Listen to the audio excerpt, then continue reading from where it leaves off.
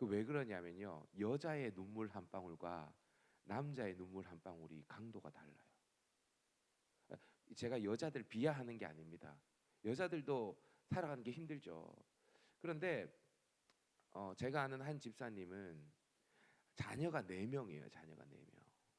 근데 이분이 사업을 하고 또 사업을 하는데 계속 안 되는 겁니다. 안 돼요. 근데 이분이 제자 훈련에 들어왔는데 저한테 이렇게 이야기해요. 목사님, 하루를 살아가는 게 너무 두렵습니다. 자식들은 커가는데 4명을 다 학교를 못 보내요. 4명을 다. 그래서 4명 다 홈스쿨링을 해요. 왜 홈스쿨링을 하냐 봤더니 물론 어, 공교육에 대한 어려움도 있었지만 이렇게 학교를 보내면서 얘네들 학원 보내고 이렇게 할 능력이 안 되니까 집에서 공부를 애들이 하나 봐요. 검정고시를 4명이 다 쳤어요. 근데 이분이 하는 얘기가 새벽마다 나와서 이분은 기도를 해요. 매일 빠지지 않고. 때로는 목사님들보다 더 길게 기도합니다. 그런데 이분이 이야기해요. 기도할 때 괜찮았다가 다시 집으로 돌아가면 두렵습니다.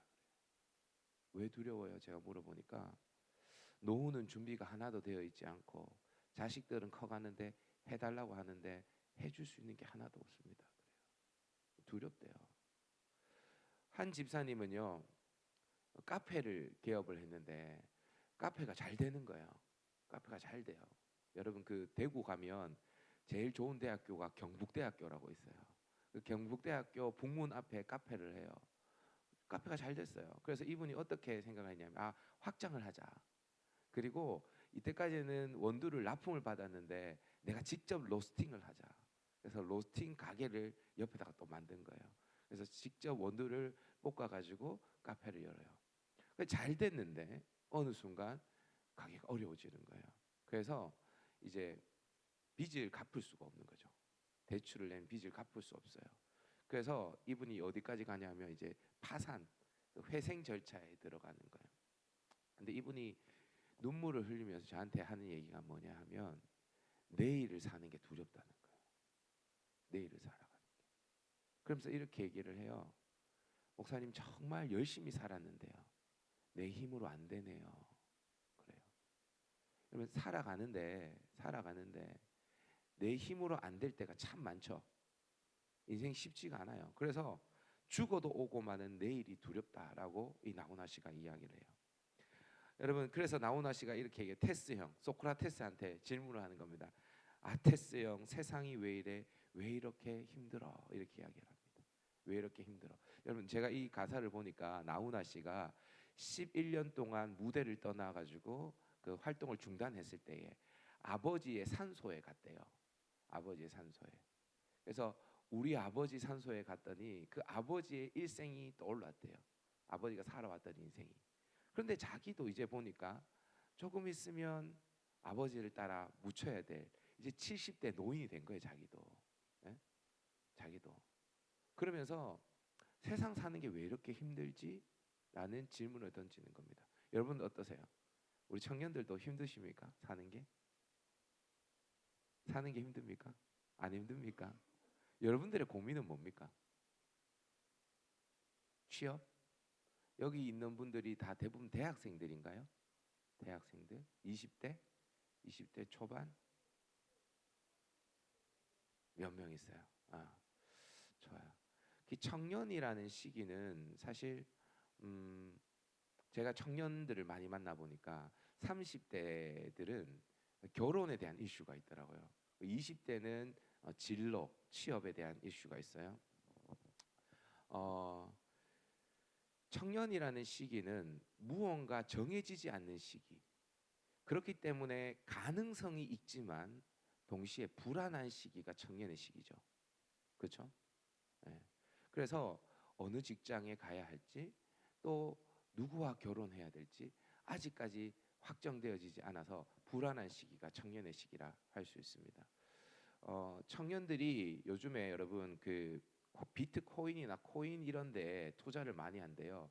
우리나라의 투자 시장에 비트코인 시장에 들어가 있는 사람이 1,500만 명인데 혹시 이 가운데도 있는지 모르겠습니다. 1,500만 명 중에 많은 사람들이 청년들이래요. 왜 그러냐면 옛날에 어른들은 열심히 일하고 성실하게 살아가면 집 한 채 마련할 수 있었습니다. 그렇죠? 그리고 자녀들 양육을 할 수 있었습니다. 근데 여러분 지금 이 시대는요 불가능하죠. 나 혼자 열심히 살아서 여기 호평에는 집이 아파트가 얼마 하는지 모르겠지만 아파트 한 채를 살 수 있나요? 아무리 못해도 저희 동네도 아파트가 4억 정도 하니까 제가 생각을 해보니까 열심히 모아도 집을 살 수가 없어요. 저는 집을 샀답니다. 저는 집이 있어요. 아파트가 한 채 있어요. 어떻게 목사님이 아파트가 있을 수 있냐? 저는 저희 집의 80%는 농협고고 20%는 제 건데 예, 대출 받아서 예, 그 디딤돌 대출이라고 여러분들도 가난하면 받을 수 있습니다. 이율이 1.9%밖에 되지 않습니다. 근데 30년 동안 갚아야 돼요. 매달 100만 원 이상씩. 예. 여러분 우리가 평생 살아도 집 한 채 마련할 수 없는 그런 상황 속에서 청년들이 무언가 돌파구를 찾고 싶으니까 코인에 투자를 하는 거죠. 근데 쉽지 않습니다. 근데 여러분 청년들만 살기 어려운 건 아니에요. 저기 뒤에 집사님도 계시는 것 같은데 이 시대에 엄마 아빠들 다 살기 힘듭니다. 가장들 정말 살기 힘들어요. 제가 다 말씀드릴 수는 없지만 사는 게 쉽지 않습니다. 어느 날 제 아들이 저를 찾아오더니 비장한 표정을 지으며 아빠, 엄마 설거지하는 로봇 좀 사줘라 이러더라고요.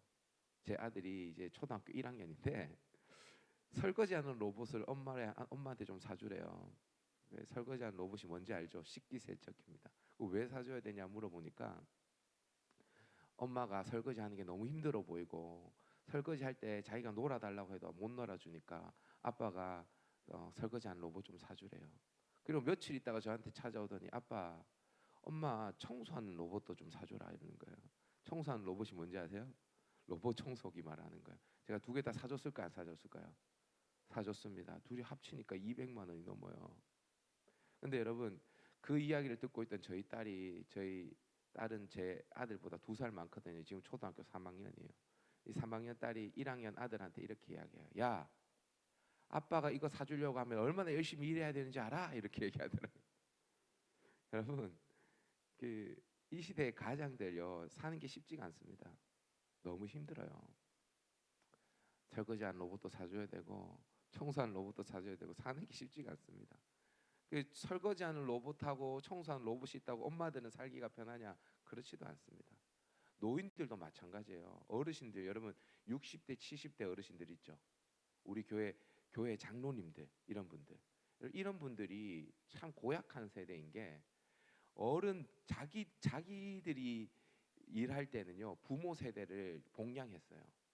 그렇지만 최초로 자녀들에게는 부양을 받지 못하는 세대가 지금 현재 노년의 세대 60대 70대 베이비 부모에 태어났던 그 사람들이에요. 여러분 사는 게 다 쉽지가 않아요. 여러분 옛날에 제가 어릴 때그 이런 노래 그 외국 노래인데 오알렐라 베베 쭈쭈 여러분 모르죠? 어떤 노래인지 모르죠? 그 저 뒤에 웃으신 분들은 알아요. 그런 노래가 있었어요. 그 제가 이 노래가 무슨 뜻인가 싶어가지고 이 프랑스 노래였거든요. 프랑스의 조르디라는 애가 불렀던 노래인데 그 노래가 무슨 뜻인가 싶어서 어렸을 때는 무슨 뜻인지 모르고 불렀어요. 제가 그 국민학교 다닐 때는. 그런데 제가 검색을 해봤어요. 근데 4살짜리 아이가 그 가사의 내용이 뭐냐면 사는 게 힘들다는 거예요. 왜냐? 엄마가 이것 해라 저것 해라 이거 먹지 말라 저거 먹지 마라 계속 엄마가 잔소리를 해서 사는 게 힘들대요. 애들도 사는 게 쉽지가 않습니다. 여러분 제가 지금 뭘 얘기하냐면 우리 모든 세대는 사는 게 쉽지가 않아요. 그리고 여러분 아담이 죄를 범하고 난 이후부터 지금까지 인류는 항상 낙원이 아닌 상태에서 살았기 때문에 이 세상에는 죄가 가득합니다. 그렇기 때문에 이 세상 사는 것은 쉽지 않아요. 왜 사는 게 쉽지 않냐면 이 세상에는 죄가 가득하기 때문입니다. 이 세상에 왜 죄가 가득하냐면 인간이 죄인이기 때문입니다. 사람이 없는 곳이 잘 없죠. 그곳에는 항상 죄가 있어요. 그렇기 때문에 세상 사는 게 쉽지가 않아요. 어쩌면 지금이 사는 게 제일 쉬울 때일 수도 있어요. 지금이. 한번 생각해 보세요. 지금으로부터 한 50년, 60년, 70년 전으로 거슬러 올라가 봐요. 얼마나 가난했어요, 이 땅이. 예? 얼마나 가난했어요. 6.25 전쟁으로 얼마나 폐허가 되어졌습니까? 100년 전으로 거슬러 올라가 봐요. 이 땅에 일제가 다스렸을 때에 얼마나 힘들었어요. 여러분들에게 신사 참배를 강요하고 만약에 그렇게 했으면 여러분들이 신앙을 지켰겠습니까? 쉽지가 않습니다. 어쩌면 지금이 사는 게 제일 쉬울 때일 수도 있어요. 근데 여러분, 이 시대와는 비교할 수 없을 만큼 힘든 시대가 오늘 성경 우리가 읽었던 예레미야 시대예요. 예레미야 시대. 예레미야 시대는요. 예레미야는 유다 말기에 활동했던 선지자인데 이 선지자가 활동했던 시대에 남유다는 멸망을 했어요. 근데 여러분, 이 예레미야 선지자는 멸망하는 그 과정을 다 지켜봤던 선지자입니다. 여러분 보세요. 보통 왕이 포로로 끌려가면 그 나라는 망한 거예요, 안 망한 거예요? 망한 거죠. 근데 이스라엘 백성들은 왕이 끌려갔는데도 나라가 망했다라고 생각하지 않아요. 왜냐하면 이스라엘의 진짜 왕은 누군지 알아요? 하나님이거든요. 하나님. 그래서 이스라엘 남유다가 망했다라고 판정을 내리는 걸 언제 내리냐면 성전이 무너졌을 때 나라가 망했다고 보는 거예요. 왜냐하면 하나님의 왕궁, 하나님의 보좌가 바로 지성소에 있는 속죄소, 그 그룹들 사이에 하나님의 엉덩이가 내려앉고, 그리고 그 지성소의 그 법궤가 바로 하나님의 발판인데, 하나님이 보좌 가운데 앉으셔서 내려놓으신 그 발판인데, 그 모든 것이 박살이 났을 때에, 그 모든 것이 사라졌을 때에 이스라엘은 우리는 망했다라고 선언을 하는 거예요. 그 모든 과정을 지켜본 선지자가 누구냐면 예레미야 선지자입니다. 근데 하나님께서 이 예레미야 선지자에게 망해가는 유다 백성들에게 말씀을 주시는 거예요. 예. 오늘 본문은 어떤 말씀이냐면 여러분, 선지자 예레미야가 활동을 했는데 이 예레미야가 편지를 보내요. 어디에 누구에게 보내냐? 여러분 예레미야 29장 2절 한번 보세요. 예레미야 29장 2절. 예레미야 29장 2절 제가 읽어 드릴게요.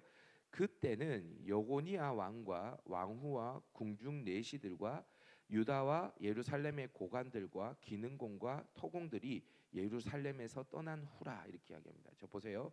그때는 여고니아 왕과 왕후와 궁중 내시와 유다와 예루살렘 고관들과 기능공과 토공들이 예루살렘에서 떠난 후라 이렇게 이야기합니다. 예루살렘에서 떠난 후라 이 말이 무슨 말이냐면 포로로 잡혀간 후라 이 말이에요. 근데 여기에서 보면 여고니아 왕이 나오죠. 여고니아 왕. 이 여고니아 왕은 여호야긴 왕을 이야기하거든요. 조금 어렵지만 성경을 한번 따라와 보시면 유다 말기에 요시야라는 훌륭한 왕이 있었어요. 요시야. 이 요시야라는 왕은 정말 다윗의 길로 행했던 남유다의 역사 중에 아주 훌륭한 왕이라고 평가받는 왕이에요. 근데 이 요시야 왕이 죽어요. 요시야 왕이 죽어요. 그리고 난 다음에 그 아들들이 이제 나라를 다스리게 되어진데 제일 먼저 등장한 왕이 누구냐면 여호아하스. 그리고 여호아하스의 형제인 여호야김. 그리고 여호야김의 아들인 여호야긴. 그리고 여호야긴의 숙부, 그러니까 요시야의 아들이죠, 시드기야. 이렇게 해서 남유다가 멸망하게 되어집니다. 그러니까 여호야긴 왕이 포로로 잡혀갔으니까 조금 있으면 나라가 완전히 망하는 상황이에요. 그죠? 이때 하나님께서 유다 백성들에게 편지를 보내세요. 근데 어디에 있는 유다 백성들에게 편지를 보내냐면 1절을 한번 보세요. 29장 1절. 29장 1절 한번 보시면 선지자 예레미야가 예루살렘에서 이 같은 편지를 느부갓네살이 예루살렘에서 바벨론으로 끌고 간 포로 중 남아 있는 장로들과 제사장들과 선지자들과 모든 백성에게 보냈는데 이렇게 이야기합니다. 그러니까 예레미야는 지금 어디에 있어요? 예레미야는 어디에 있어요? 예루살렘에 있어요. 예루살렘에서 하나님의 말씀을 받은 거예요. 그런데 이 하나님의 말씀을 누구에게 전달하냐면 바벨론의 포로로 끌려간 백성들에게 전하는 거예요. 그래서 예레미야가 예루살렘에서 바벨론에 있는 포로 백성들에게 편지를 보내는 거예요. 이해되시죠? 여러분, 이 바벨론의 포로로 끌려간 백성들은 지금 왕과 함께 포로로 끌려왔어요. 그렇지만 아직 유다 백성들의 많은 사람들이 예루살렘에서 살고 있습니다. 성전은 무너졌어요, 안 무너졌어요? 아직 안 무너졌어요. 그러니까 하나님께서 다시 역사하시면, 비록 왕이 포로로 끌려왔고 우리가 포로로 끌려왔지만 하나님께서 아직 살아계시고 예루살렘 성전 가운데 계시기 때문에 하나님께서 역사하시면 다시 우리가 포로로 돌아갈 수 있을 거야. 우리나라가 다시 회복될 수 있을 거야. 히스기야가 기도했을 때 아수르 군대 13만 8천 명이 하루아침에 죽었는데 하나님께서 역사하시면 우리나라는 다시 회복될 수 있을 거야. 기대가 있었을까요? 없었을까요? 있었겠죠. 그들에게 하나님께서는 예레미야를 통해 편지를 보내십니다. 여러분, 이 편지의 내용이 뭐냐 이거예요. 편지의 내용이. 이 편지의 내용 우리가 함께 살피면서 우리가 오늘을 살아가기 힘든 이 시대를 어떻게 살아가야 되는지를 한번 보자고요. 저를 한번 따라해 볼까요? 일상이 사명이다. 뭐가 사명이라고요? 일상. 여러분, 저를 보세요. 지금 이 한 시간이, 여러분 이 한 시간을 잘 보내셔야 돼요. 제가 여기 와서 말씀을 전하기 때문에 말씀을 잘 들으라 이런 얘기가 아닙니다. 여러분, 제가 저희 교공산중앙교회에서 17년 동안 사역했다 그랬죠. 제일 먼저 사역한 부서가 어떤 부서냐면 중등부예요. 근데 여러분, 제가 중등부 전도사가 되어졌을 때 중학교 1학년 학생이 14살이었거든요. 근데 지금 제가 17년 동안 사역을 했으니까 그 친구들이 저희 교회에 남아 있습니다. 그 친구들이 지금 31살이 됐어요. 그 중에는 시집을 가서 아이를 놓은 친구들도 있습니다. 그러면 여러분, 제가 잘났다는 게 아니라 17년 동안 성도들의 삶을 지켜봤겠죠. 참 여러분, 제가 17년 동안 있으니까 정말 재미난 거는요, 우리 청년부 안에 예를 들면 다니엘이 있으면 다니엘이 17년 동안 어떤 여자친구를 만났는지 그 가계도가 다 그게 다 나옵니다. 네. 그래서 제가 이렇게 딱 보면 17년 동안 있으면 저 친구는 쟤랑 사귀었다가 헤어졌다가 쟤랑 사귀었다가 헤어졌다가 쟤랑 사귀었는데 지금 결국에는 쟤랑 결혼을 했구나. 이렇게 다 나와요. 너무 재밌어요.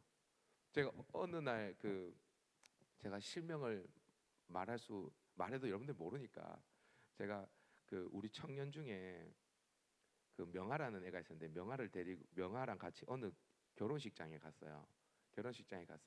근데 명아한테 이렇게 해서, 명아야, 네 남자친구 여 보니까 지금 5명 다 있네. 전 남자친구들 5명. 그러니까 목사님, 저 몰래 서문시장에서 데이트하다가 대구 서문시장에 가면 비빔밥 파는 데 있거든요. 비빔밥 파는 데서 저는 저희 아내랑 비빔밥을 먹고 있었는데 바로 제 옆에 앉더라고요. 남자친구랑. 그래서 저한테 걸린 적도 있었거든요. 그러니까 그런 애들의 인생을 제가 쭉 봐왔는데요.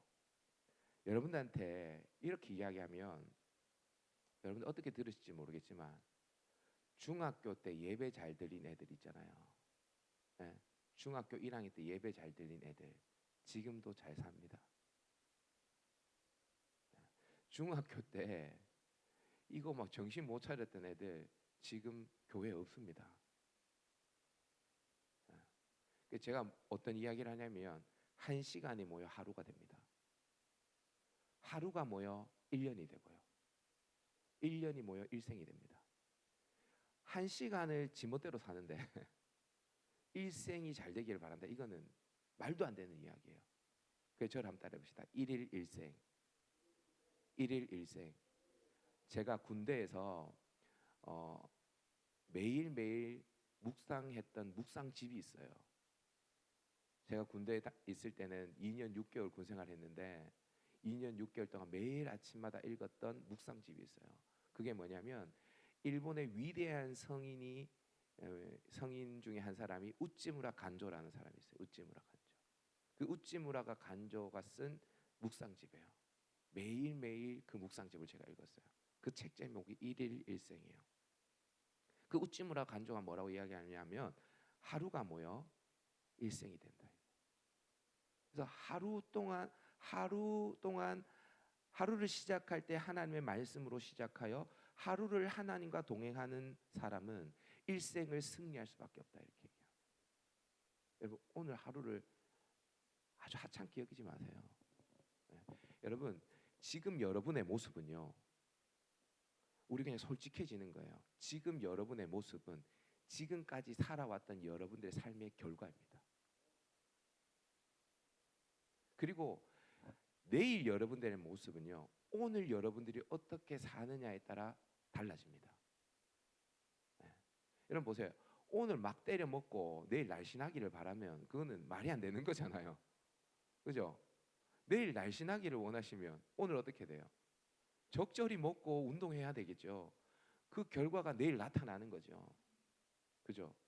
그러니까 여러분 하루를 엉망으로 살면 안 되거든요. 근데 여러분 이스라엘 백성들에게 하나님께서 뭘 명령하시냐면 이걸 명령하십니다. 오늘 하루를 제대로 살아라는 거예요. 여러분 한번 생각해 보세요. 나라가 망했어요.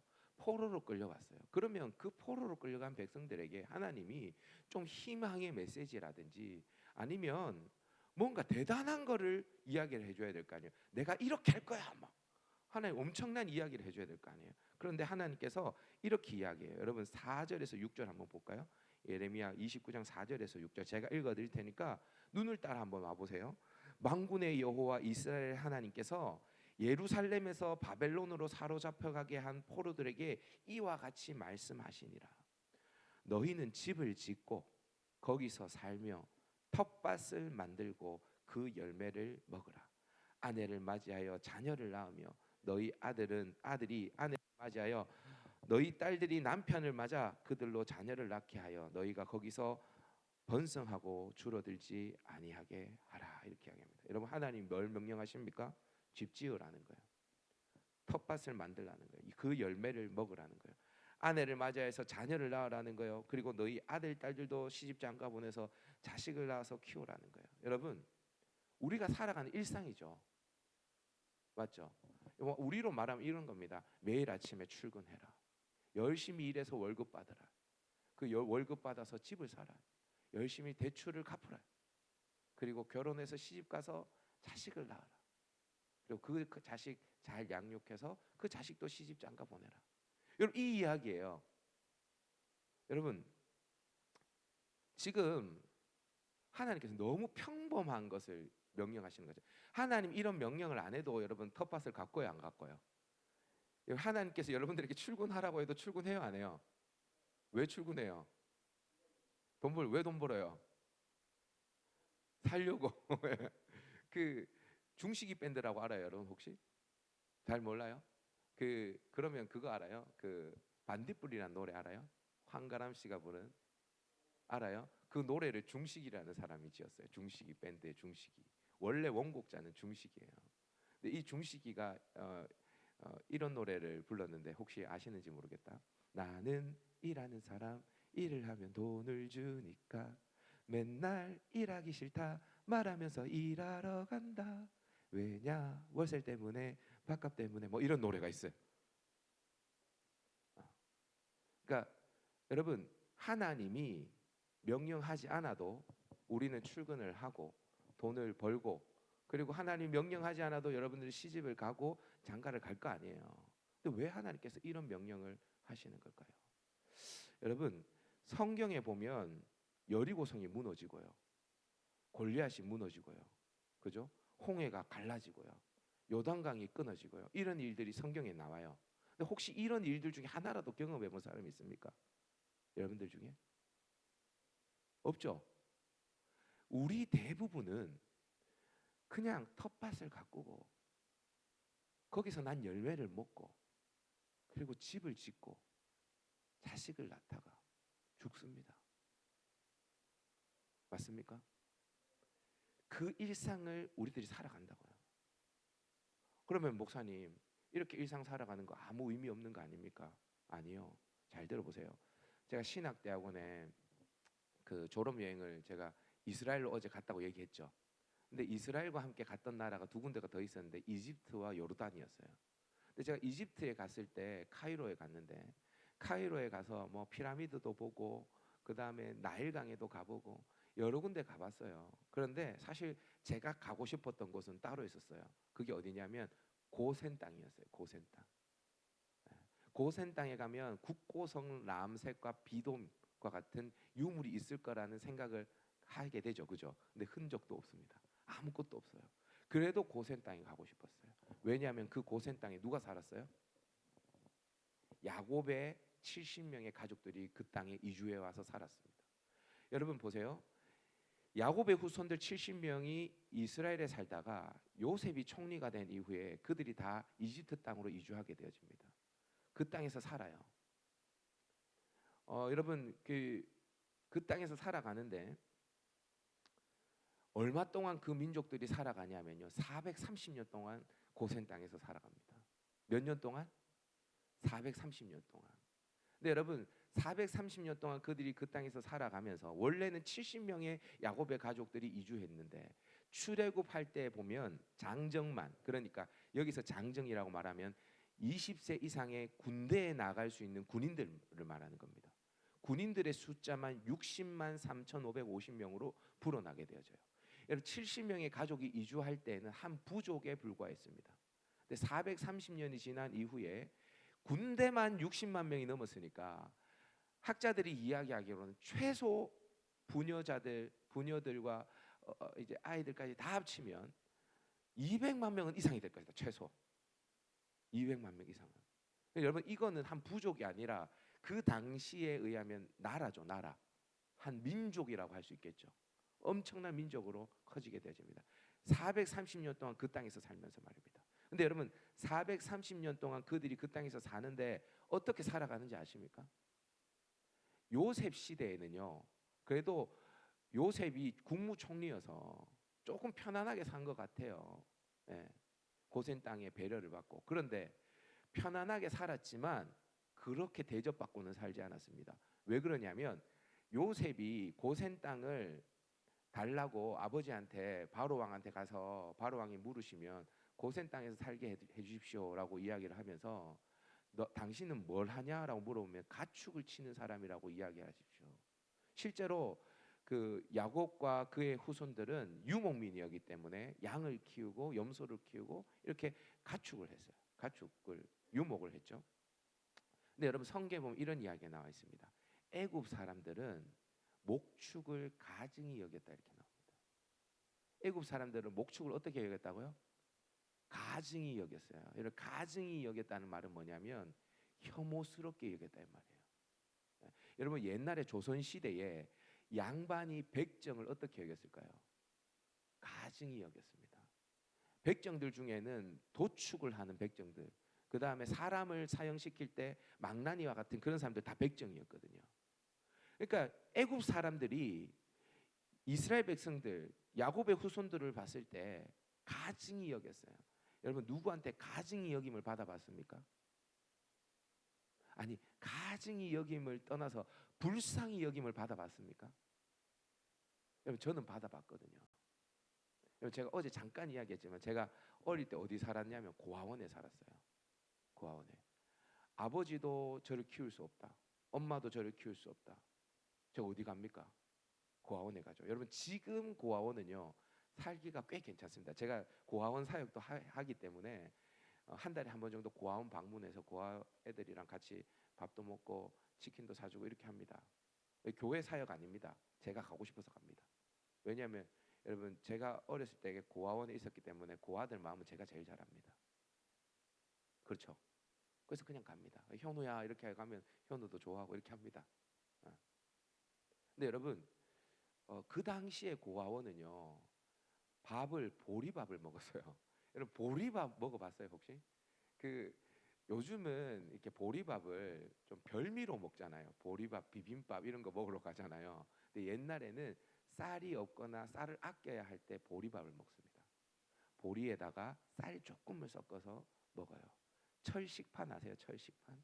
철식판에다가 보리밥, 그다음에 국, 그다음에 이렇게 반찬 몇 개 줍니다. 근데 국도 보면 건더기가 없는 국이에요. 거기 밥을 먹어요. 제일 제가 슬펐던 것은 뭐냐면 먹는 게 아니었어요. 밥이야 뭐 벌밥 먹을 수가 있어요. 근데 제가 그때 나이가 몇 살이었냐면 초등학교 1학년, 2학년, 3학년 때였습니다. 초등학교 1학년, 2학년, 3학년. 지금 제 아이들 나이예요. 제 자식들 나이. 아무것도 모르고 부모님한테 투정 피워야 될 나이잖아요. 그렇죠? 그런데 그때 고아원에 있으면서 제가 제일 괴로웠던 건 뭐냐면 학교 갈 때였습니다. 학교 갈 때. 저는 학교를 어떻게 등교했냐면 제일 먼저 학교에 갔다가 제일 늦게 하교했어요. 왜 그런지 아세요? 학교가 여기에 있고 고아원은 여기에 있고 학교를 다니는 아이들의 마을은 여기에 있어요. 마을 애들이 학교로 가려고 하면 반드시 고아원 앞을 지나요. 제가 고아원에서 나오는 모습을 친구들에게 보여주기 싫은 거예요. 그래서 제일 먼저 등교했습니다. 그 제일 늦게 하교를 하는 거죠. 친구들한테 보여주지 않기 위해서. 근데 여러분 그렇게 보여주지 않으려고 해도 마을 사람들이 제가 고아원에서 학교를 왔다 갔다 하는 거 알까요, 모를까요? 알죠. 그러면 한 번씩 어른들이 제 머리를 쓰다듬으면서 이렇게 얘기합니다. 쯔쯔쯔 혀를 차면서 불쌍한 것, 불쌍한 것. 여러분, 어른들은 제가 안 돼서 너무 딱해서 저를 보는 게 딱해서 제 머리를 쓰다듬으면서 불쌍하다 하지만 저는 불쌍히 여기는 게 그렇게 싫더라고요. 여러분 누군가한테 가증히 여김을 받아보거나 불쌍히 여김을 받아봤어요? 쉽지 않습니다. 그리고 여러분 요셉이 죽고 난 이후에는 더 비참해집니다. 이들은 노예의 신세로 바뀌게 되어져요. 그렇게 해서 그들은 벽돌을 구우면서 국고성 라암셋과 비돔을 건축하는데 노동자로 동원이 되어집니다. 여러분 제가 총신신대원에 가서 그 고센 땅을 지나가는데 문득 관광버스를 타고 그 고센 땅 지역을 달리는데 문득 하나님께 이런 질문을 하게 되어졌어요. 하나님, 430년 동안 이 고센 땅에서 이스라엘 백성들이 살았다면 누군가는 이 고센 땅에서 태어나서 고센 땅에서 죽었던 사람들도 있을 것 아닙니까? 그죠? 아주 많은 사람들은 대부분의 사람들은 태어나 보니까 자기의 고향이 어디예요? 고센 땅. 죽을 때도 어디서 죽어요? 고센 땅에서 죽어요. 내 아버지도 태어나는 곳이 어디냐면 고센 땅. 내 아버지가 죽은 곳도 어디예요? 고센 땅. 우리 아버지의 직업은 아버지께서 평생 하신 일은 아침에 일어나서 벽돌을 구워서 애굽 사람들의 성인 국고성 람셋을 건축하는 데 동원되는 일을 우리 아버지는 하셨고 그 일을 나는 가업처럼 이어받아서 나도 지금 노예로 이집트의 노예로 벽돌을 구우면서 살다가 죽은 거예요. 여러분 자 보세요. 태어나서 단 한 번도 가나안 땅, 약속의 땅을 바라보지도 못하고 밟아보지도 못하고 상상도 못 해보고 고센 땅에서 태어나서 평생 벽돌 굽다가 고센 땅에서 죽은 그 사람들의 인생은 무슨 의미가 있을까요? 하나님 앞에 제가 물어봤습니다. 하나님 이런 인생은 무슨 의미가 있습니까? 하나님 저에게 대답해 주셨어요. 아주 빠르게 대답해 주셨어요. 그렇게 사는 것이 그들의 사명이었다 이렇게 얘기해 주셨어요. 그렇게 사는 게 그렇게 사는 게 여러분 보세요. 하나님께서 창세기 15장에 보면 아브라함에게 약속하십니다. 아브라함아 내가 너에게 아들을 줄 거야.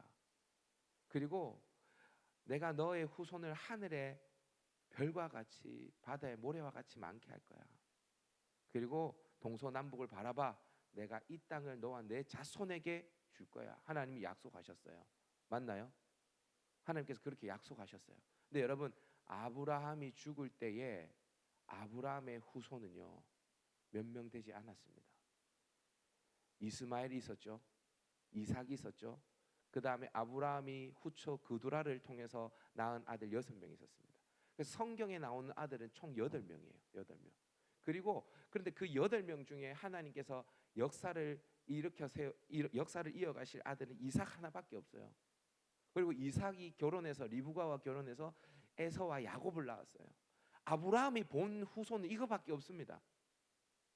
하늘의 별과 같이 바다의 모래와 같이 하나님이 뻥이 심해도 너무 심하지 않습니까? 아마 제가 아브라함이면 속았다 하면서 죽었을 것 같아요. 예? 하나님께서 동서남북을 바라보라 이 땅을 너와 내 자손에게 주겠다고 이야기를 했는데 아브라함이 얻은 땅은요 막벨라굴 하나밖에 없었습니다. 저는 만약 제가 아브라함이었으면 죽으면서 하나님 제가 그렇게 하나님 믿었는데 뻥이 심하셨네요 하고 죽었을 것 같아요. 네, 여러분 430년이 지난 이후에 이스라엘 백성들은 아까도 이야기했지만 60만 3,550명 군대 숫자만 하나님께서 아브라함에게 약속하신 언약이 언제 이루어집니까? 430년이 지난 이후에 이루어집니다. 네, 여러분 430년이 지난 이후에 이 일이 이루어지기 위해서 쓰임 받은 사람이 누구냐? 바로 고센 땅에서 태어나서 고센 땅에서 죽은 사람들이 있었기 때문입니다. 그러니까 여러분 일상을 살아가는 사람이 없었으면 모세는 없는 겁니다. 모세는 없어요. 일상을 살아가는 사람이 없었으면요 없어요. 여러분 하나님께서 바벨론의 포로로 끌려간 그 포로 백성들에게 거기에서 텃밭 가꾸고 거기에서 나온 열매를 먹고 집을 짓고 결혼을 아내를 맞이해서 결혼을 하고 자식을 낳고 자식은 또 자식을 낳고 그렇게 해서 너희가 번성하여서 수가 줄어들지 아니하게 하라. 하나님께서 이렇게 말씀하셨어요. 여러분 그렇게 70년 동안 텃밭을 가꾸고 거기에 난 열매를 먹고 집을 지었던 그 사람들이죠. 그 사람들의 후손이 누군지 아세요? 학사 에스라, 성전을 건축한 스룹바벨, 성벽을 건축한 느헤미야, 그리고 성전을 건축할 때 머뭇머뭇거렸을 때 그들을 독려했던 학개와 스가랴와 같은 선지자가 누구냐? 바로 이 사람들의 일상을 통해서 태어나게 된 그 사람들이에요. 그러니까 여러분들 잊지 마세요. 오늘을 최선을 다해서 살아야 뒤가 있습니다. 지금 깜깜해도 오늘 최선을 다해서 살면 내일이 있습니다. 그 잊지 마세요. 여러분 근데 제가 꼭 여러분들에게 이쯤에서 해주고 싶은 이야기가 있어요. 그럼 목사님 우리는 어떻게 사는 게 오늘 일상을 최선을 다해서 살아가는 겁니까? 이 질문을 할 수 있어요. 사실 제가 어른들이라면 또 다르게 메시지를 전할 것 같은데 여러분 청년들에게 꼭 하고 싶은 얘기가 있어요. 그게 뭐냐면 제가 20대 청년 사역을 6년 했어요. 6년 사역하면서 청년들 보면서 안타까움이 있었어요. 그게 뭐냐면요. 여러분 20대 청년의 시기는 자립의 시기입니다. 자, 20대 청년의 시기는 어떤 시기라고요? 자립의 시기. 자립이 뭡니까? 홀로 서는 겁니다. 홀로 서는 것. 홀로 서는 것. 여기에서 홀로 선다는 것은 여러 가지가 다 있습니다. 여러 가지 요소들이 있습니다. 그러니까 예를 들면 여러분들이 이제는 뭘 해야 되냐면 여러분들이 하나님 앞에 기도하고 여러분들이 하나님 앞에 응답을 받아서 여러분들이 선택할 수 있는 영적인 자립을 해야 됩니다. 이제 물론 부모님이나 목회자에게 조언을 구하고 그들에게 기도 부탁을 할 수 있어요. 근데 여러분 그들이 여러분들의 인생을 책임져 주지 않습니다. 이해되십니까? 제가 신학대학원을 갈 때 제 나이가 26살이었는데 제가 저희 어머니한테 기도 부탁했죠. 저를 지도해줬던 목사님한테도 기도 부탁을 했죠. 그렇지만 신학교 가겠다고 하는 결정을 누가 내리면 제가 내리는 거예요. 왜 그러냐면 엄마가 내 인생을 책임 못 져줍니다. 이해되시죠? 결국 그 선택에 대한 책임은 누가 져냐면 내가 져야 돼요. 그렇기 때문에 영적인 자립을 하셔야 됩니다. 영적인 자립을 하셔야 돼요. 정서적인 자립을 하셔야 됩니다. 행동의 자립을 하셔야 됩니다. 여러분 행동의 자립. 여러분 지금도 만약에 내 이불을 내가 개지 못하고 있으면 엄마가 개주고 있다면 아직까지 행동의 자립이 안 된 거예요. 이해되십니까? 제가 이따 게스트하우스를 이용하고 이제 오늘 저녁에 떠날 텐데 저는 저희 교회에서 수많은 강사들을 의존해봤어요. 근데 여러분 참 훌륭한 그 강사들은요, 머물다 간 자리도 멋있습니다. 막 쓰레기를 아무데나 던져놓고 이렇게 안 해요. 심지어는 깨끗하게 정리해놓고 강사가 카드까지 써놓고 가는 강사도 저는 봤어요. 고맙다고. 수준이 달라요. 수준이 달라요. 여러분, 행동의 자립을 여러분들이 하셔야 됩니다. 또 여러분들 경제적인 자립을 하셔야 됩니다. 경제적인 자립. 예, 물론 경제적인 자립이 돈을 많이 벌어라 이런 뜻은 아닙니다. 여러분, 자, 정말 중요한 건데 300만 원을 벌고 400만 원을 쓰면, 아니요, 500만 원을 번 사람인데 600만 원을 쓰면 이 사람은 자립을 한 사람입니까? 자립을 못한 사람입니까? 자립을 못한 사람입니다. 그러니까 여기서 말하는 자립은 뭐냐면 나의 경제적인 상황에 내 자신을 맞출 수 있는 능력을 말하는 거예요. 그러니까 만약에 내가 아르바이트를 해서 60만 원을 벌면 60만 원으로 살아내는 걸 말하는 거예요. 이해되십니까? 그리고 그러면 목사님 무조건 자족하기만 하면 됩니까? 그러면 저는 40만 원 벌어서 40만 원 쓰고 살래요. 이렇게 여러분들이 판단할 수도 있는데, 여러분 40만 원 벌어서 못 삽니다. 여러분 저는 우리 청년들한테 항상 하는 얘기가 있는데, 여러분 요 공식을 잘 외우셔야 돼요. 어제도 이야기했지만 교회의 머리는 뭐예요? 예수님. 그리고 예수님의 몸은 교회. 우리는 한 몸. 그러니까 옆에 있는 지체들을 바라보면서 당신은 나입니다 라는 자세를 가져야 된다 그랬죠. 그렇기 때문에 누군가가 더 많이 배우고 누군가가 더 많이 가지고 있다고 해서 그 사람을 업신여기면 된다 안 된다? 안 된다. 그래서 사람은 이렇게 말하면 여러분들이 이념으로 여기지 말고 사람은 서로 존중해야 되는 관계예요. 내가 더 많이 가졌다고 없는 사람들 업신여기면 안 돼요. 이해되십니까? 여러분 질서를 잘 보세요. 저희 교회에 104세, 지금 올해는 이제 105세가 되셨네. 105세 철학자인 연세대학교 철학과 명예교수 김형석 교수님이 다녀가셨어요. 제가 이 교수님을 의전했어요. 이 교수님을 의전했는데 이 교수님이 제가 강사를 대접을 했어요. 대구 시지동에 있는 채다문에서 식사 대접을 했어요. 식사를 다 하시고 난 다음에 이분이 식당 요리하는 곳 있죠. 그 앞에 가서 음식을 만들어주는 아주머니에게 이렇게 인사하셨습니다. 잘 먹고 갑니다. 105세 어르신이요. 돈을 지불했어요? 지불 안 했어요? 지불했죠. 그러면 그 음식을 당연히 맛있게 차려줘야 될 의무가 이 사람에게는 있죠. 근데 이분이 하는 얘기가 뭐냐면 아니라는 거예요. 하나님께서 이 모든 양식, 쌀과 고기와 야채들은 내가 돈을 낸 것이지만 사실 하나님이 주신 거라는 거예요. 하나님이 햇빛을 주시지 않으면 쌀이 생겨나지 않는다는 거예요. 하나님이 주신 것을 이분이 열심히 수고해서 땀 흘려서 나에게 대접해 주셨으니 얼마나 감사하냐. 그래서 이분이 하는 얘기가 뭐냐면 어른들이 해야 할 일은 질서를 잡아주는 일이다, 이렇게 이야기를 해요. 우리가 생각하는 질서는, 이 땅의 질서는 뭐냐면 힘 있는 자가 힘 없는 자를 억압하고 많이 가진 자가 많이 가지지 않는 자를 부리고 사장님이 종업원한테 갑질하고, 이게 이 세상의 질서처럼 보이지만 하나님이 만들어 준 질서는 사람끼리는 서로 존중해야 되는 거예요. 이해되십니까? 이게 원리예요. 그런데 여러분 에베소서에 보면 예수님이 교회의 머리가 되시고 그의 몸은 교회인데 예수님께서 모든 만물을 그의 발 아래 두셨다, 이렇게 얘기해요. 모든 만물을 그의 어디에요? 발 아래 두셨대요. 그러면 모든 만물은 교회 위에 있습니까? 교회 아래에 있습니까? 자, 만약에 다니엘이 교회에서 발 역할을 한다고 하면 쳐봐. 발 역할을 해요. 그러면 세상의 모든 만물은 다니엘 아래에 있어요? 위에 있어요? 아래에 있어요. 이해되십니까? 다니엘 위에 있는 건 뭐예요? 예수님밖에 없어요. 이해되십니까?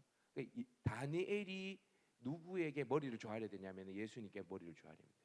그리고 형제들과는 서로 존중하고 하나 되어 살면 돼요. 모든 만물은요 다스리면 돼요. 하나님께서 아담에게 주신 명령이에요. 정복하고 다스리라. 그러면 여러분 돈도 다스려야 될까요? 다스림을 받아야 될까요?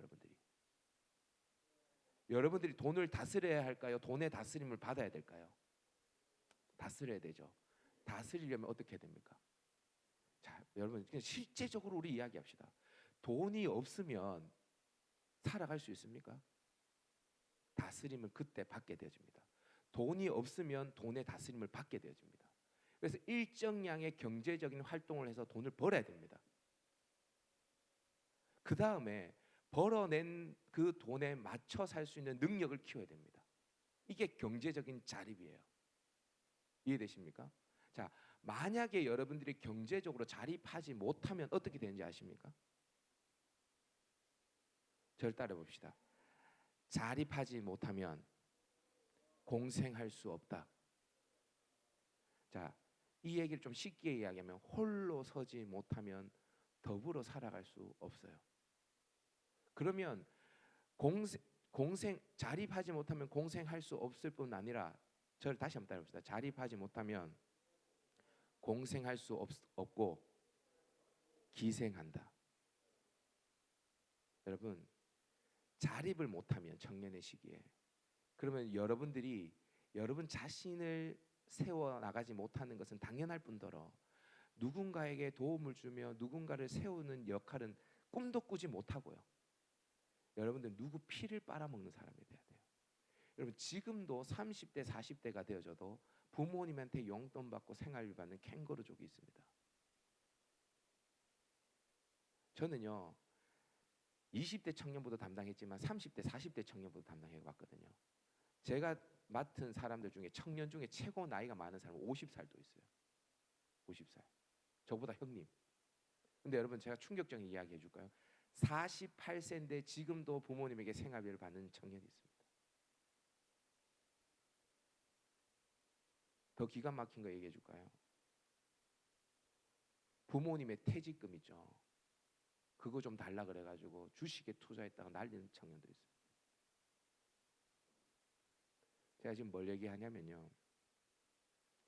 여러분들 오늘을 열심히 살아서 자립을 못 하내잖아요. 자립을. 그러면 사명이고 뭐고 할 수가 없습니다. 네. 저는 답답한 게 왜 교회 다니는 청년들이 착하기만 하고 자기 일을 못 해낼까 말이에요. 여러분 교회 다니는 청년들은 하나님과 교제하고 하나님과 가까이 있는 영성이 있어야 됩니다. 세상 사람들이 가지지 않은 영성이 있어야 돼요. 저를 따라합시다. 영성. 근데 여러분 영성만 있으면 안 됩니다. 이것도 있어야 됩니다. 전문성. 전문성도 있어야 됩니다. 전문성. 여러분들이 학교 선생님이면 누구보다 아이들을 가르치는데 탁월해야 됩니다. 이해되시나요? 여러분들이 만약에 음악을 하는 사람이라면 누구보다 연습을 많이 해서 될 때까지 연습을 해서 그래서 탁월한 연주자가 되어야 됩니다. 핑계 대지 마세요. 나는 교회에서 뭐 열심히 봉사하느라 이거 하느라고 리더 하느라고 임원하느라고 회장하느라고 나는 연습 열심히 할 시간이 없었다. 여러분 제 사촌 동생이 정말 교회를 열심히 섬기는 청년인데 한동대에 나와서 지금 회계사 하고 있거든요. 제가 그 친구 살아가는 거 보니까 다 하던데요. 네? 신앙생활 열심히 하면서 자기 일도 잘 해내던데요. 네? 여러분 신앙생활 열심히 하면서 오늘 나에게 맡겨준 그 일 있잖아요. 그게 텃밭을 가꾸는 거예요. 여러분들에게 텃밭을 가꾸는 거. 만약에 여러분들이 학생이면 열심히 공부하셔야 돼요. 열심히 공부하셔야 돼요. 여러분들이 직장이라면 여러분들이 열심히 일하셔야 돼요. 여러분들이 직장의 상사들과 동료들이 다 인정할 만큼 열심히 일하셔야 돼요. 맨날 뭐 이런 거 있잖아요. 여러분 직장 생활하기 힘들어요. 회식 가서 술 안 먹는 거 너무 힘들어요. 열심히 일해서 탁월해 보십시오. 술 안 먹어도 뭘 안 합니다. 예? 열심히 일해서 여러분들이 수고하면서 직장에서 옆에 있는 사람들 섬기고 성과를 내보세요. 꼭 여러분들이 필요해서 붙잡습니다. 아셔요? 너 없으면 안 된다. 딱 붙들어요. 예? 그러니까 여러분 일상에 최선을 다하셔야 돼요. 근데 여러분 이 대목에서 한 가지 이런 의문을 가질 수 있습니다. 목사님, 열심히 사는 거는 우리만 열심히 살아야 되는 건 아니잖아요. 여러분 세상 사람들도 다 열심히 살아요, 안 살아요? 살아요, 안 살아요? 살죠. 어쩌면 지금 여러분들이 이 말씀 듣는 이 시간에도 세상에 여러분들 또래 친구들은 자기의 개인적인 발전을 위해서 공부하고 또 뭔가 도전하고 그렇게 할 수 있습니다. 그죠? 네? 우리가 어리석어 보일 수 있죠. 그렇지 않습니까?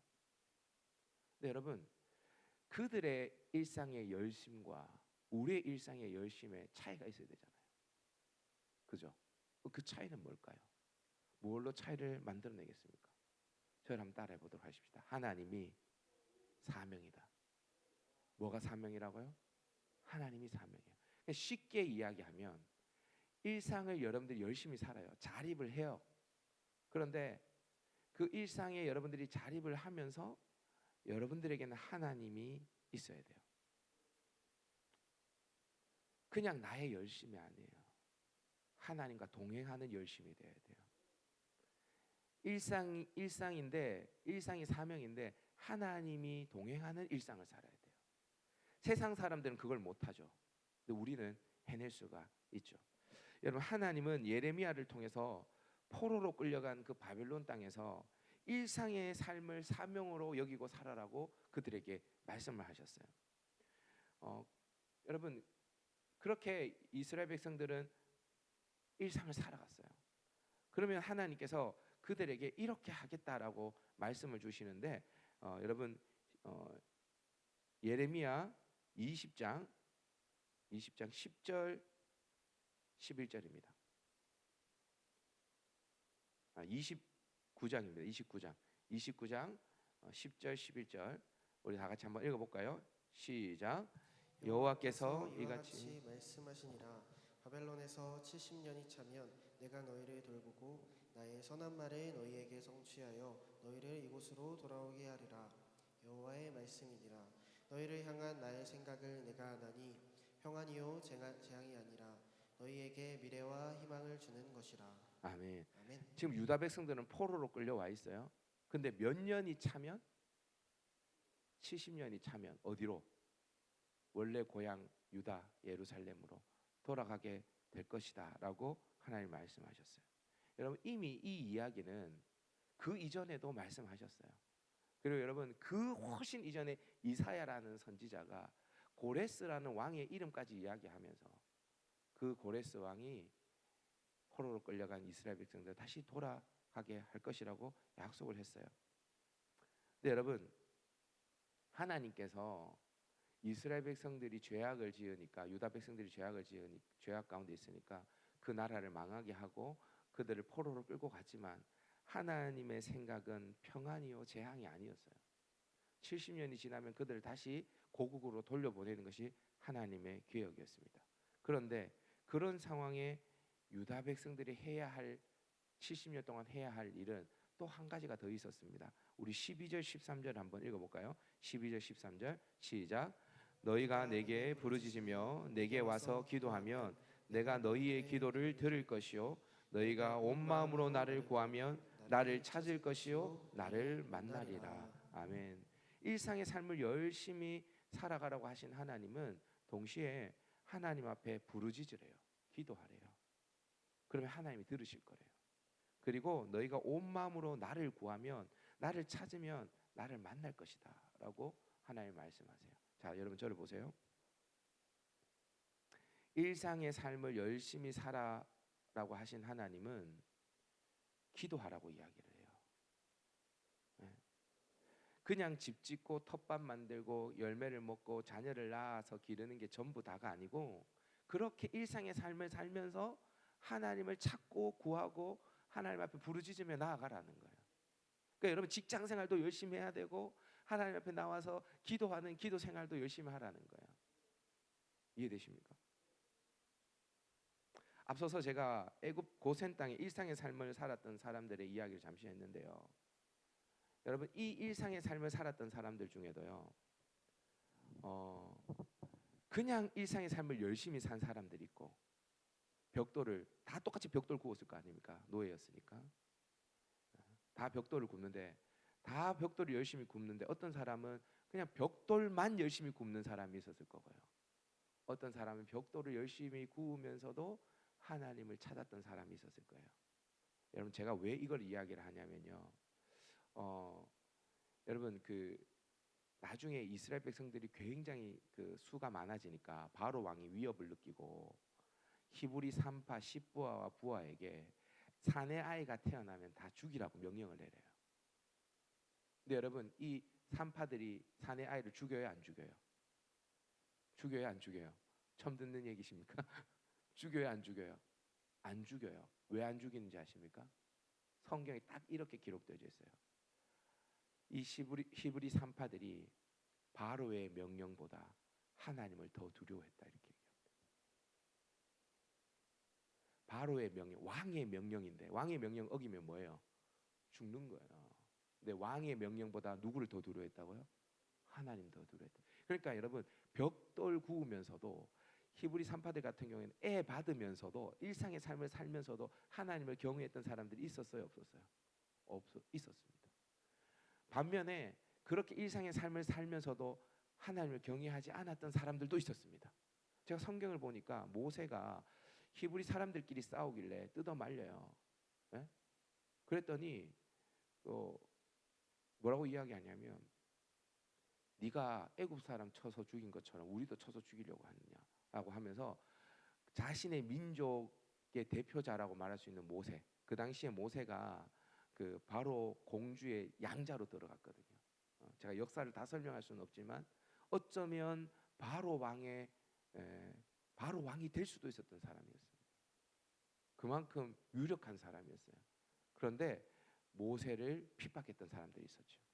여러분 다 다릅니다. 여러분 보세요. 가나안 땅을 정복하기 전에 하나님께서 가나안 땅을 정탐하라고 이야기합니다. 12지파의 각 대표자들이 한 명씩 나와서 가데스 바네아라는 곳에서 출발해서 헤브론 땅을 정탐하고 돌아옵니다. 거기에는 갈렙과 여호수아도 있었지만 나머지 10명의 정탐꾼들도 있었어요. 근데 여러분 12명이 똑같은 땅에 가서 똑같은 걸 보고 왔는데 정탐하는 내용 보고는 같아요, 달라요? 다릅니다. 2명은 할 수 있다. 10명은 할 수 없다. 이렇게 갈립니다. 똑같은 걸 보고 왔다니까요. 보고를 하는 데 있어서 거기에는 강한 견고한 성이 있고 거기는 안악 자손들이 살고 있습니다. 이런 이야기를 할 때는 갈렙과 여호수아도 거기에 토를 달지 않습니다. 동의합니다. 그런데 그렇게 다 보고하고 난 다음에 이 10명의 정탐꾼들은 그래서 그들이 우리를 봤을 때 우리는 메뚜기와 같았습니다. 할 수 없습니다. 애굽으로 돌아갑시다. 이게 10명의 보고였어요. 그런데 갈렙과 여호수아는 뭐라고 이야기하냐면 아닙니다. 그렇지만 하나님이 우리를 기뻐하시면 그 땅을 우리에게 주실 겁니다. 이게 갈렙과 여호수아죠. 맞죠? 그러니까 여러분 똑같은 일상을 살아도 똑같은 상황과 환경 속에 있어도 예? 반응은 전혀 다르죠. 왜 그럴까요? 이 사람들이 이 땅을 정복할 수 있다라고 갈렙과 여호수아가 이 땅을 정복할 수 있다고 이야기하는 건 우리가 힘이 더 셉니다. 이 얘기가 아니에요. 하나님이 우리를 기뻐하시면 하나님이 원하시면 할 수 있습니다 이거거든요. 그러니까 갈렙과 여호수아 안에는 뭐가 있었던 거예요? 하나님이 있었던 거예요. 하나님이 지금 우리를 애굽에서 탈출시켜서 저 가나안 땅으로 가라고 하시는데 하나님께서 가라고 하시면 하나님 책임질 거 아니냐. 이해되세요? 갈렙과 여호수아에는 그 믿음이 있었고 나머지 10명의 정탐꾼에는 그 믿음이 없었어요. 완전히 반응이 다르죠. 결과도 다릅니다. 이 두 사람은 살아서 그 땅을 밟지만 나머지 10명의 정탐꾼은 그 자리에서 죽습니다. 그 후손들도 강야에 다 죽습니다. 완전 다르죠. 그러니까 여러분 일상을 열심히 사는데 열심히 사는 것 말고 열심히 살아가면서도 하나님을 소유했느냐, 하나님을 소유하지 않았느냐. 이거는 천지차이입니다. 여러분, 하나님께서 보세요. 70년 동안 70년이 지나면 너희가 텃밭을 가꾸면서 집을 짓고 자녀를 낳아서 살면서 나에게 부르짖고 나에게 기도하면 내가 너희를 만날 것이다. 그리고 70년이 차면 내가 너희를 고국으로 다시 돌려보내줄 거야 라고 하나님 명령하셨죠. 말씀하셨죠. 여러분에게 질문 한번 해봅시다. 기도하면 70년보다 더 당겨집니까? 아니면 그대로 70년입니까? 기도를 해도. 자, 기도하면 하나님 70년이 지나면 이스라엘 백성들을, 유다 백성들을 다시 고국으로 돌려보내준다라고 이야기했는데, 기도하면 70년보다 더 빠르게 돌려보내 주십니까? 아니면 그대로 70년입니까? 그대로 70년입니다. 기도해도. 자, 그러면 질문해 봅시다. 기도 안 하면 한 700년 있다가 돌아가게 해주십니까? 아니면 기도 안 해도 70년 후면 돌아가게 해주십니까? 그것도 70년입니다. 자, 그러면 여러분 왜 기도합니까? 아니, 기도를 해도 70년 후면 돌아가고 기도를 안 해도 70년 후면 돌아갑니다. 근데 왜 기도해야 됩니까? 여러분, 제 얘기 잘 들으세요. 제가 묵상을 해봤어요. 왜 그래야 될까? 70년 동안 하나님을 잃어버리지 않으려면 기도해야 됩니다. 그리고 여러분, 실제로 70년이 지나고 난 이후에 고레스의 칙령이 내려졌을 때에 유다 백성들 중에 돌아간 사람도 있지만 안 돌아간 사람도 있어요, 없어요? 자, 다시, 돌아간 사람도 있지만 안 돌아간 사람도 있어요, 없어요? 돌아가서 성전을 건축하고 그리고 돌아가서 하나님의 율법을 가르치면서 그들에게 신앙의 갱신을 일으키고 성벽을 건축하면서 하나님의 말씀대로 살려고 발버둥 친 사람들도 있지만 그냥 여기가 좋사오니 하면서 살았던, 그냥 여전히 그냥 텃밭만 가꾸면서 살았던 사람들이 있을까요, 없을까요? 있죠. 여러분, 부르짖지 않고 하나님을 찾지 않고 살아가는 사람은요, 70년 후에 돌아가라 할 때도 못 돌아갑니다. 하나님이 너 이렇게 쓸게 해서 하나님이 기회를 주셔도 하나님이 없는 사람은요, 그게 기회인지도 모릅니다. 그러니까 여러분, 자 보세요. 열심히 사는 거는 기본이에요, 기본. 근데 여러분, 제가 다시 말씀드리지만 여러분들 친구들, 하나님이 없는 세상의 사람들도 열심히 공부한다니까요. 그걸로 안 된다니까요. 그렇게 열심히 살면서도 여러분들한테 하나님이 있어야 돼요. 여러분, 부르짖어가지고 하나님한테 좋은 거 없어요. 여러분들이 부르짖고 하나님을 찾으면 하나님이 여러분들 만나 주신다는 거예요. 매일매일의 삶 속에서 오늘 나는 이런 하나님을 만났고 내일 나는 이런 하나님을 만났고 하나님을 만난 그 경험들이 나에게 축적되어져야 됩니다.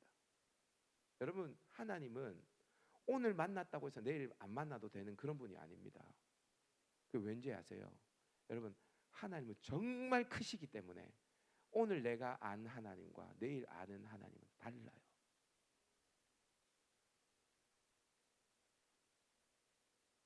제가 지금까지 성경을 몇 독 했는지를 살펴보니까 한 50독 했어요. 성경을. 제 나이보다 더 읽었죠. 근데 여러분, 제가 저보다 더 많이 읽은 선배들을 만나봤거든요. 저보다 더 많이 읽은 선배. 그 중에서 100독 이상 하신 그 이지웅 목사님이라는 목사님도 제가 교제를 하고, 그 다음에 성경을 200독 이상 읽으신 목사님도 제가 만나봤어요. 근데 그 목사님 중에 여러분들은 잘 모르겠지만 서울에 가면 내수동교회라고 있어요. 내수동교회. 거기에 원로 목사님이 있습니다. 예전에 총신신학교 교수님도 하셨는데 박희천 목사님이라고, 지금 아마 90세도 넘으셨을 거예요. 제가 만났을 때 85세였으니까 지금 아마 90세도 넘으셨을 거예요. 근데 그 목사님이랑 제가 인터블고 호텔에서 식사를 하는데, 목사님 요즘에도 성경 연구 열심히 하십니까? 이렇게 이야기하니까, 아유, 이제 나이가 들어서 예전만큼 성경을 많이 못 봐. 그래서 예전에는 12시간씩 성경 봤는데 요즘에는 하루에 8시간밖에 못 봐. 이렇게 얘기해요. 하루에 8시간밖에 성경을 못 본대요. 근데 8시간 성경을 보는데 한글 성경을 보는 게 아니라 헬라어, 히브리어 성경을 다 파싱하면서 성경을 보세요. 지금도. 근데 이 목사님께서 저한테 이렇게 이야기하더라고요. 내가 성경은 수백 독 했고 시편은 몇 독 했는지 기억도 나지 않아요. 그런데 오늘 성경을 다시 펴면 새로워. 새롭대요. 그래서 이렇게 얘기해요. 태산 가운데 모래 한 알쯤 내가 얻은 것 같아. 태산이 있는데요. 태산. 성경을 200독 이상 하신 목사님이 한 얘기. 태산이 있는데 거기에 모래 한 알 정도 자기가 얻은 것 같아. 모르는 게 너무 많다라는 거예요. 그만큼 하나님은 크세요. 그러니까 여러분들이 오늘 하나님을 만났잖아요. 아, 나 다 알았다. 천만의 말씀. 저에게 소원이 있습니다. 목사로서 저의 소원. 저의 소원은 뭐냐면 제가 눈 감을 때 제가 하나님과 가장 친밀했으면 좋겠어요. 날이 가면 갈수록, 나이가 들면 들수록 내가 더 하나님을 깊이 알아가고, 하나님을 깊이 알아가기 때문에 나의 인격이 더 하나님을 닮아가는 그런 상태가 되셨으면 좋겠어요. 여러분, 일상을 열심히 사세요. 특별히 여러분 자립을 위해서 최선을 다하십시오. 자립을 위해서 최선을 다하십시오. 여러분, 오늘 하루를 대충 살지 마세요. 절대로. 최선을 다해 살아야 됩니다. 이런 사람이 있어요. 공부할 때는 공부에 최선을 다해야 되는데 학교 수업 시간에 오는 주일날 찬양할 찬양 콘티를 짜고 예배 시간에는 공부를 하고 이런 사람들이 있습니다. 여러분, 그 자리에서 적합한 일을 하셔야 돼요. 예배 드릴 때는 예배에 최선을 다하시는 겁니다. 놀 때에 여러분들이 보니까 내일은 롯데 뭐 어디 가더라고요. 그죠? 맞나요? 내일 놀 때 여러분들이 놀 때에 최선은 뭐냐면 최선을 다해 노는 겁니다. 네. 최선을 다해 노는 겁니다. 그 자리에 맞는 최선의 일을 하십시오. 공부할 때는 최선을 다해 공부하시고 일할 때는 최선을 다해 일하십시오. 그렇게 여러분들의 일상이 하루하루 모아지면 여러분들이 자립하는 사람이 돼요. 자립. 그럼 항상 물은 위에서 아래로 흐릅니다. 이해되시죠? 컵에 물이 가득 담겨야 넘칩니다. 여러분들의 컵에 물이 적게 담으면 여러분들은 목을 축이는데도 부족해요. 컵에 물이 넘쳐야 다른 사람한테 나눠줄 수가 있습니다. 이해되시죠? 여러분들이 자립하지 않으면 절대로 공생할 수 없습니다. 홀로 서지 못하면 더불어 살아갈 수 없습니다. 절대로. 홀로 서지 못하면 어떻게 한다고요? 기생한다고요. 기생. 제발 피 빨아먹고 살아가는 사람 모기 같은 인생 살지 말아요. 네? 모기 같은 인생 살지 말아요. 자립해서 누군가를 도와주시는 사람이 돼야 돼요. 일상이 사명이에요. 근데 여러분, 그렇게 열심히 사는 것만으로 안 된다 그랬죠. 그 일상에 뭘 담아야 된다고요? 하나님을 담아야 돼요. 하나님을 가득 담으셔야 돼요. 여러분, 하나님께서 이렇게 얘기하거든요. 여호수아 갈렙을 보면서 이렇게 얘기합니다. 너희들은 여호와께 충성하였으므로 하나님께서 그 가나안 땅을 밟게 해주신다고 약속하셔요. 충성하였으므로. 여러분, 제가 그래서 충성하였으므로라는 단어를 찾아봤어요. 충성한다는 게 뭘까? 우리는 충성 이렇게 생각하잖아요. 충성이 뭔지 아세요? 무엇으로 가득 차다 이런 뜻이에요. 원어의 뜻이. 그러니까 여호와께 충성했다 이 말은 무슨 말입니까? 그가 하나님으로 가득 찼다라는 거예요. 하나님으로 가득 차니까 그 헤브론 성 앞에 딱 서도 아낙 자손들을 봐도 그게 큰 게 아니라 뭐가 큰 거예요? 내 안에 가득 찬 하나님이 더 큰 거예요. 그러니까 아니 저게 큰 거 알겠어 그래. 하나님 더 커. 할 수 있어. 이렇게 반응하는 거예요. 그러니까 하나님으로 가득 찬 인생과 일상이 하나님으로 차 있지 않는 사람은 완전 다른 반응을 한다고요. 결정적인 순간에. 70년이 차면 돌아갈 수 있는데 안 돌아간다고요. 안 돌아간다고요. 일상에 최선을 다할 수 있기를 바랍니다. 일상을 하나님으로 가득 채울 수 있기를 바랍니다. 그렇게 하나님 앞에 귀하게 쓰임받는 우리 청년들 될 수 있기를 바라요. 우리 찬양 한번 하고 기도하십시다. 일상이란 찬양 혹시 반주가 되나요? 안 되나요? 자, 그러면 제가 한번 기도할게요. 여러분 한번 반주가 없지만 한번 기도하십시다. 하나님, 내 일상을 하나님 손에 올려드립니다. 주님, 세상 사람들도 다 열심히 살아가는데 복음을 가진 내가 대충 하루를 살아갈 수가 없습니다. 우리에게는 예수의 십자가가 있고 예수의 피가 있습니다. 하나님, 오늘 하루를 살아갈 때에 내 발걸음이 예수를 알지 못하는 사람들의 발걸음과는 전혀 차이가 나는 그런 발걸음이 되게 해주십시오. 나의 눈빛이 예수를 알지 못하는 사람들의 눈빛과는 비교가 될 수 없는 그 확신에 찬 눈빛으로 살아가게 해주십시오. 그렇게 열심히 살아갈 뿐만이 아니라 하나님, 나의 일상 속에 하나님이 가득 채워지게 해주십시오. 그래서 하나님, 나의 모든 삶을 통해 하나님 이 세상을 바꾸시고 하나님 드러내 주시옵소서. 그런 마음을 가지고 우리 합심하여 기도하겠습니다. 기도합니다. 하나님 아버지 감사합니다. 주님, 우리에게 오늘 하루를 주신 것 하나님의 선물인 줄 믿습니다. 하나님, 텃밭을 일구고 하나님 아버지 집을 짓고 결혼을 해서 자식을 놓고 하나님 아버지 그렇게 살아가는 것 하나님 아버지 최선을 다해 살아가기를 원합니다. 주님뿐만 아니라 그렇게 최선의 삶을 넘어 하나님 아버지 하나님으로 나의 삶을 가득 채우기를 원합니다. 주님, 붙들어 주시고 주님 역사에 주시옵소서.